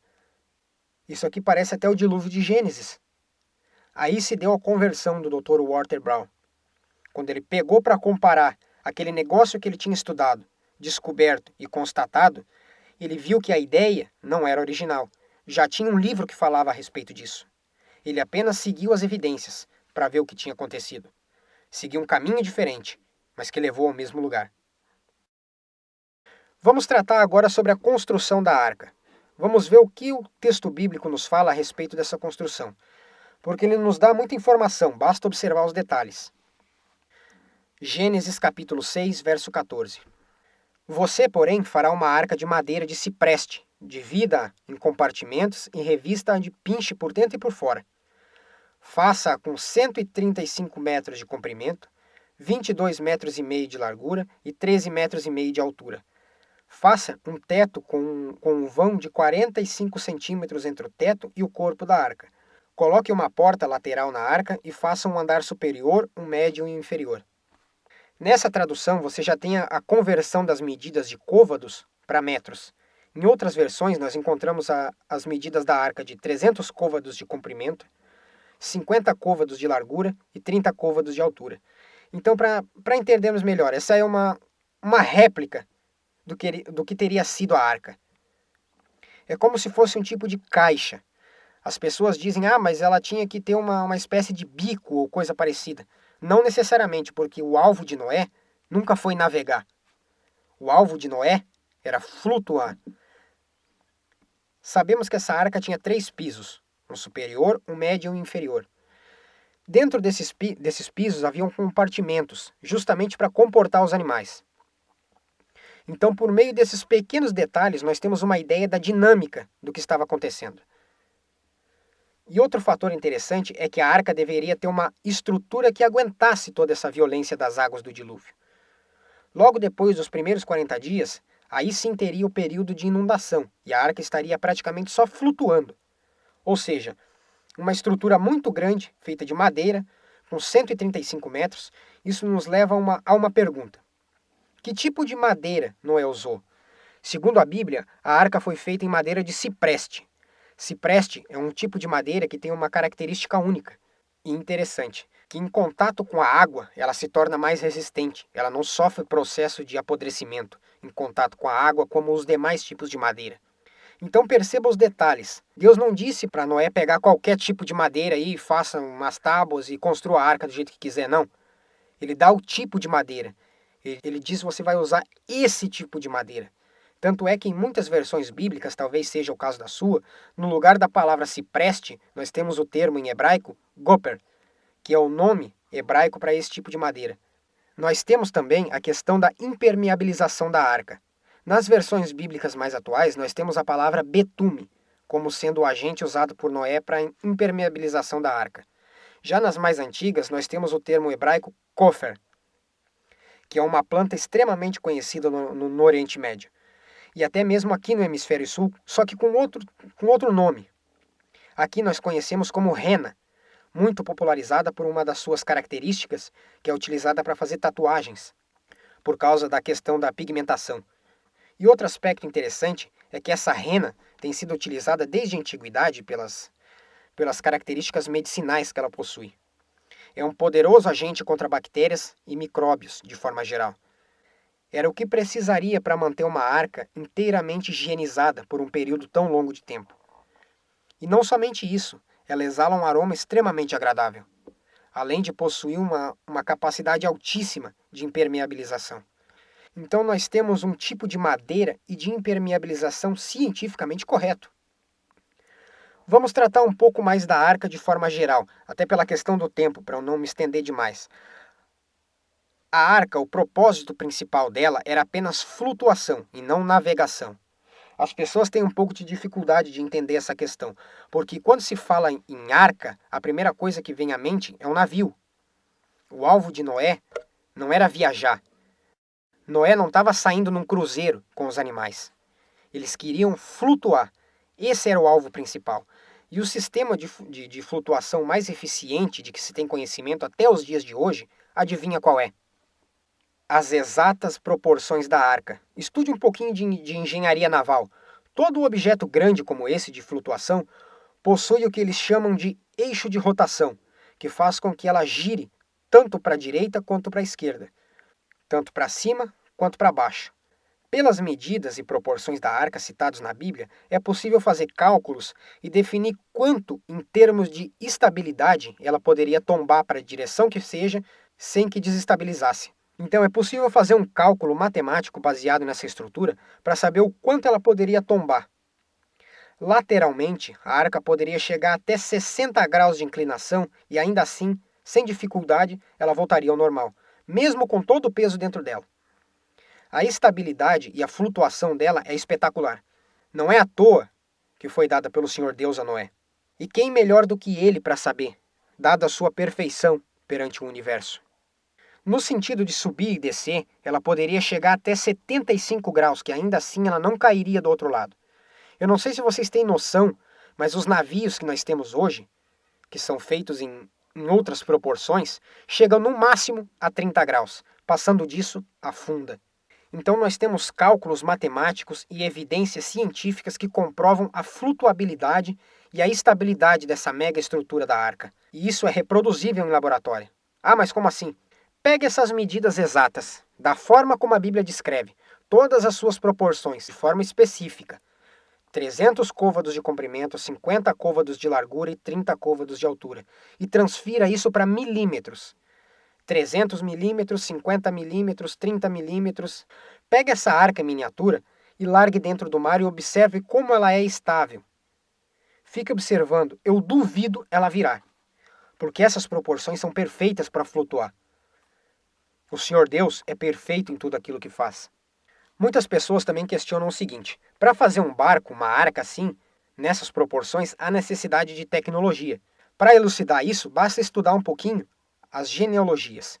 Isso é uma coisa que a Bíblia menciona não por acaso, só para dar mais volume em termos de folhas. Se nós observarmos a genealogia bíblica, nós sabemos que 2 gerações antes de Noé existia um cidadão chamado Tubal-Caim, que era artífice de todo um instrumento de ferro e bronze. Ou seja, 2 gerações antes de Noé já havia mineração, siderurgia, metalurgia. Já havia sim tecnologia para que pudesse ser feita uma construção da arca. Outra pergunta frequente é onde ela foi construída e onde estaria agora. Nós lemos no livro de Gênesis, capítulo 8, verso 3 e 4, o seguinte: E durante 150 dias a água foi baixando, pouco a pouco. No dia 17 do 7º mês, a arca parou na região montanhosa do Ararat. Segundo a Bíblia, a arca parou em meio a essas cadeias de montanhas no Ararat, no Oriente Médio, na antiga Mesopotâmia. E algumas coisas interessantes são encontradas nessa região do Ararat. Como essa pedra, isso não é uma pedrinha qualquer, isso tem mais de 3 metros de altura. Ela tem esse furo no meio para que fosse usada como âncora. Pergunta: o que essa pedra está fazendo em cima das montanhas do Ararat, sendo que ela não é natural dessa região? Quem levou algo desse tamanho, montanha acima, e com qual propósito? O pico dessa montanha está a mais de 5.000 metros acima do nível do mar. Alguém já foi até lá para ver se encontrava vestígios da arca? Sim, alguns historiadores, como George Hagopian, dão até as características do que eles viram lá em cima. E segundo o relato dele, ele e o seu tio, no ano de 1902, teve a oportunidade de subir as montanhas do Ararat, ver e tocar na Arca de Noé. E segundo ele, a arca ainda está conservada, madeira extremamente dura, e isso é normal, devido à idade e o tipo de madeira que foi utilizado. E há mais 2 historiadores contemporâneos de George Hagopian que nunca se viram e dão exatamente a mesma descrição do que eles viram lá em cima. Os 3 descreveram exatamente o mesmo objeto, inclusive em questão de divisão interna. Os 3 descreveram exatamente o mesmo objeto, inclusive em questão de divisão interna e alguns outros pequenos detalhes. Posterior a eles, no ano de 1856, 3 cientistas ingleses disseram ter chegado até a Arca de Noé. Posterior a eles, no ano de 1856, 3 cientistas ingleses disseram ter chegado até a Arca de Noé. Em 1876, o Sr. James Price, outro cientista inglês, disse ter chegado até onde estava a Arca de Noé. Em 1915, durante a Primeira Guerra Mundial, um piloto russo diz ter sobrevoado a região do Ararat e diz ter visto um objeto gigantesco que parecia uma grande caixa de madeira, que não fazia parte da montanha. Em 1916, soldados turcos também relataram ter visto a mesma coisa. No ano de 1953, George Green, um geólogo, diz ter visitado e tirado inclusive fotos da Arca de Noé, mas tanto ele quanto as fotos sumiram em uma das suas expedições na América do Sul. E há vários outros, mas vamos nos ater ao relato mais recente, nos anos 2000. Uma expedição de tailandeses e chineses visitaram a arca e trouxeram muito material muito bem documentado para provar isso.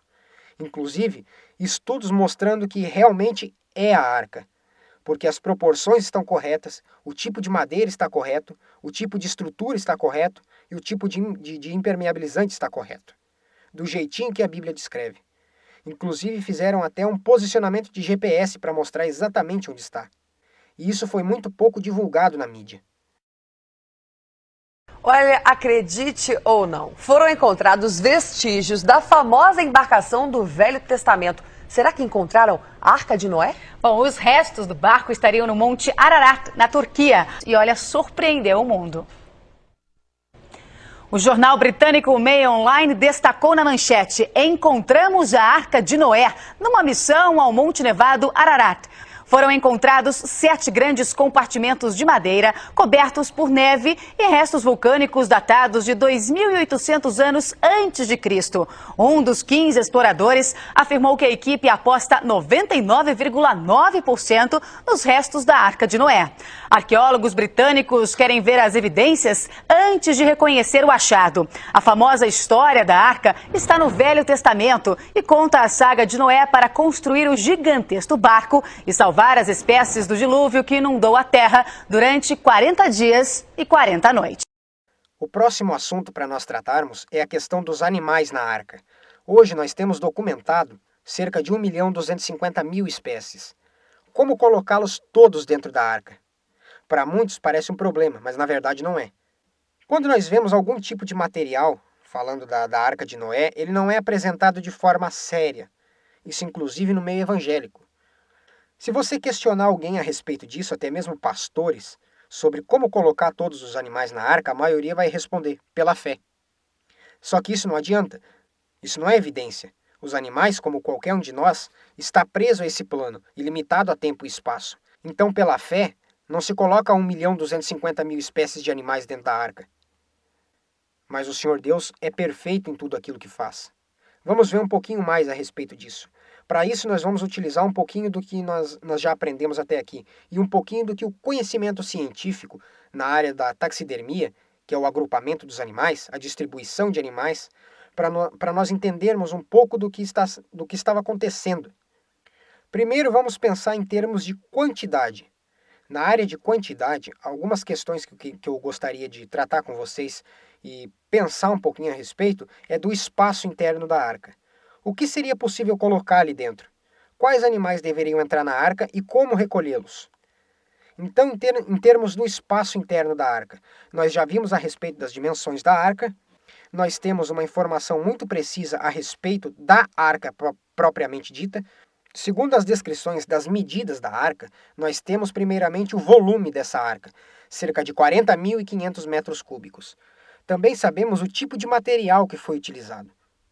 Isso, aliado às proporções, nos dá a capacidade de calcular o peso bruto desta arca. E o deslocamento. O peso bruto está relacionado com o peso da arca em si. E o deslocamento é o peso da arca mais o que estava lá dentro.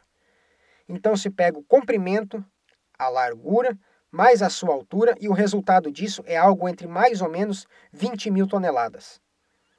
E isso não é uma coisa que se faz do dia para a noite. Se vê de longe que houve um planejamento. Quando nós tratamos da arca em si, nós vemos todo um planejamento, uma infraestrutura. Por exemplo, segundo a descrição da Bíblia, o Senhor Deus mandou deixar uma abertura em cima da arca de um côvado. Para quê? Iluminação e ventilação. Mas voltando às proporções da arca. Dentro desse tamanho, em termos de prédio, isso daria o equivalente a um prédio de 65 andares com apartamentos de 200 metros quadrados. Ou 3.400 jaulas de 12 metros cúbicos. Ou mais de 3.000 Corsas da GM, que praticamente o tamanho é o mesmo. Mas enfim, de forma geral, seria possível Noé transportar sem nenhum problema 120.000 animais do tamanho de uma ovelha. Tranquilamente daria para colocar toda essa bicharada lá dentro. Quando nós pensamos nesse aspecto, nós temos algumas coisas que precisam ser tratadas. Nós temos hoje cerca de 1.250.000 espécies documentadas. Como explicar isso? Como colocar, por exemplo, uma girafa dentro da arca? Sabemos que a altura dela era de 13 metros. A arca era dividida em 3 pisos. Descontando o espaço que a própria estrutura dos pisos teria, sobraria algo entre mais ou menos 3 metros de vão livre de altura entre cada piso. Qual o tamanho de uma girafa? Obviamente, uma girafa não tem só 3 metros. Esse é um dos motivos pelo qual as pessoas examinam isso e falam assim: é impossível, a arca não teria capacidade de levar esse tipo de animais. Ou até mesmo um elefante.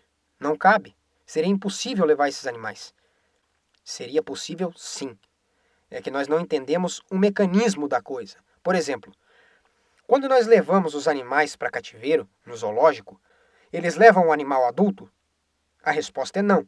Nós levamos filhotes. Por que Noé colocaria uma girafa adulta dentro da arca, sendo que um filhote de girafa tem aproximadamente 1,5 metro, no máximo? Não faz nem sentido levar. Seria muito mais fácil levar um filhote, até porque o filhote passa por um processo muito mais tranquilo de adaptação. Imagina você tendo que cuidar de um leão adulto ou tendo que cuidar de um filhotinho. Qual seria mais fácil? A resposta é óbvia. Então não haveria problema de tamanho do animal. Um filhote de elefante, por exemplo, tem 60 centímetros de altura.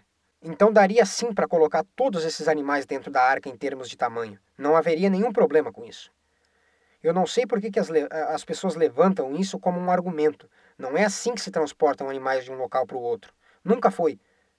Não se leva o animal adulto, e sim filhote. Só isso aí já resolve bem essa questão dos animais em termos de tamanho. Agora, qual os animais que deveriam entrar na arca? Essa é uma pergunta que o texto bíblico nos dá seguido da resposta. A narrativa do dilúvio nos dá muitos detalhes. O Senhor Deus poderia ter colocado a narrativa em menos de um capítulo, mas ele usou o capítulo 6, o 7, o 8 e uma boa parte do 9, justamente por conta dos detalhes. Em Gênesis capítulo 6, verso 19, ele nos diz o seguinte: faça entrar na arca um casal de cada um dos seres vivos, macho e fêmea, para conservá-los vivos com você. De cada espécie de ave, de animal grande e de cada animal que se move rente ao chão. Virá um casal a você para que sejam conservados vivos. Isso é o Senhor Deus falando com Noé a dinâmica do que ia acontecer. Noé não precisou sair caçando nada por aí. Os animais viriam até ele. E agora, nos versos 14 e 15 do capítulo 7, vamos ver o que a Bíblia fala a respeito desses animais. Com eles entrarão todos os animais, de acordo com as suas espécies. E as pessoas pegam todos os animais e não leem o resto. Vamos ver quais são esses todos. Todos os animais selvagens, todos os rebanhos domésticos, todos os demais seres vivos que se movem rente ao chão e todas as criaturas que têm asas. Agora olha o detalhe. Casais de todas as criaturas que tinham fôlego de vida nas suas narinas vieram até Noé e entraram na arca. Agora nós sabemos quem são os todos. O texto bíblico descreve alguns deles. Por exemplo, os animais selvagens, aqueles que não são domesticados pelo ser humano, aqueles que vivem por conta própria, sozinhos, sem nenhuma intervenção humana.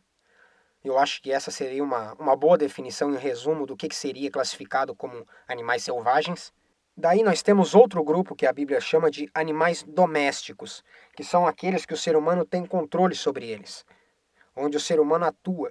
Esses também existe uma quantidade muito grande deles, porém é menor do que a quantidade dos selvagens. E outro grupo que a Bíblia fala são as aves. Desse grupo nós temos documentada hoje cerca de 10 mil espécies. E a grande maioria delas são de pequeno porte, ocupam muito pouco espaço. E o grupo daqueles que se movem rente ao chão. Esses que se movem rente ao chão são os que hoje nós chamamos de répteis e anfíbios. Agora, o último trecho é interessante, onde diz casais de todos os animais que tinham fôlego de vida em suas narinas. Aí entra uma pergunta interessante. Quais são os que não têm fôlego de vida em suas narinas? Um dos grupos muito grandes desses são os insetos, porque os insetos respiram por traqueias. As pessoas não leem ou não entendem o que está escrito e ficam preocupadas com todo tipo de baboseira sem sentido. E dizem, imagina Noé caçando pernilongo por aí, mosquito, carrapato e coisas desse jeito. Noé não saiu caçando nada por aí. Nem inseto, nem animais, entendam isso. O Senhor Deus disse que viriam até ele 2 casais de cada espécie daqueles que tinham fôlego de vida em suas narinas. Não é qualquer espécie. A Bíblia descreve detalhadamente quais são essas espécies.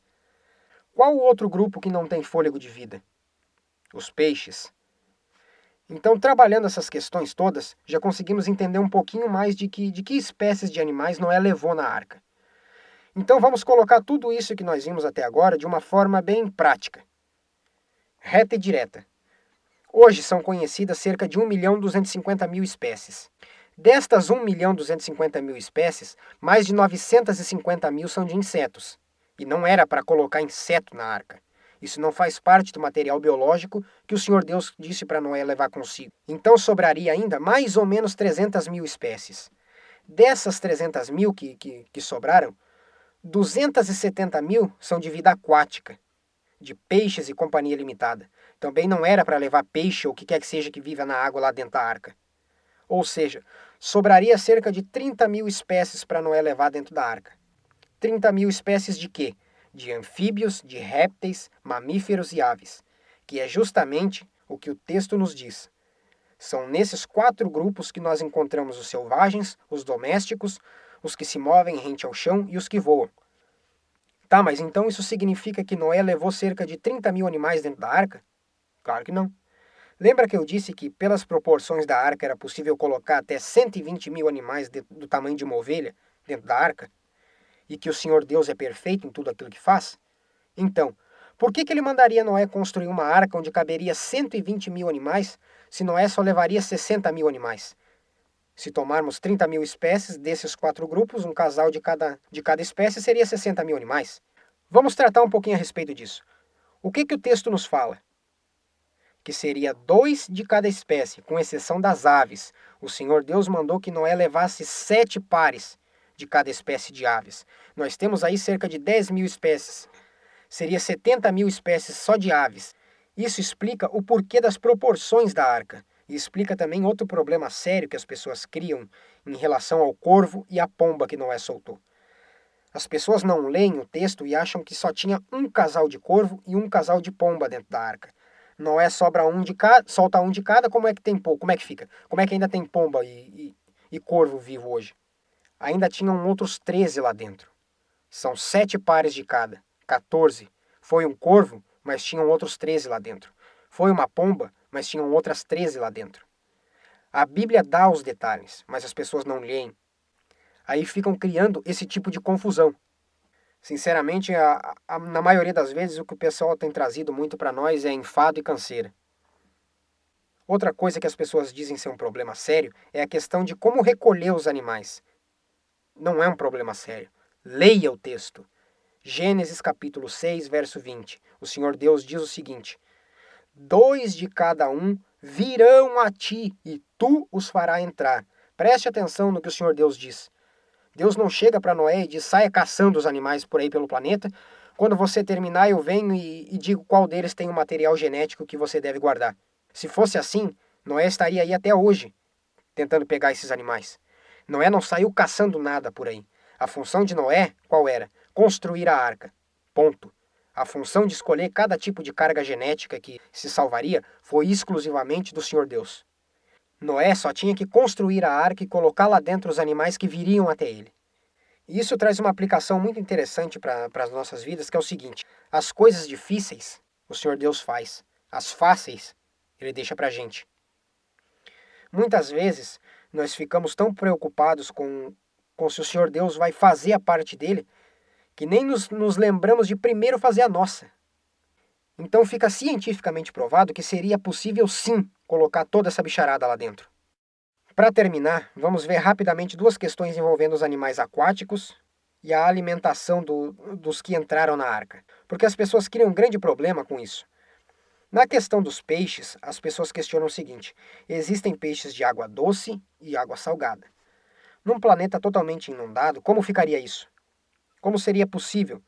A resposta nós encontramos ainda hoje dentro do nosso planeta. Por exemplo, isso se explica através do sistema heterogêneo. Como que funciona isso?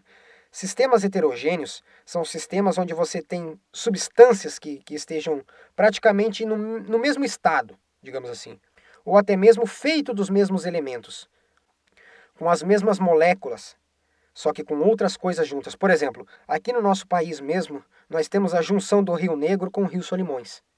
Esses dois se juntam, mas não se misturam. Olhem a diferença das águas. São quilômetros e quilômetros que a água do Rio Negro não se mistura com a água do Rio Solimões. A pergunta é, por quê? Elas não são compostas das mesmas moléculas? Sim, mas elas possuem sedimentos diferentes, o que faz com que haja diferença no coeficiente de absorção da luz solar, em termos de temperatura, densidade e viscosidade. E todas essas coisas fazendo com que elas não se misturem, e formam-se bolsões de água doce e água salgada.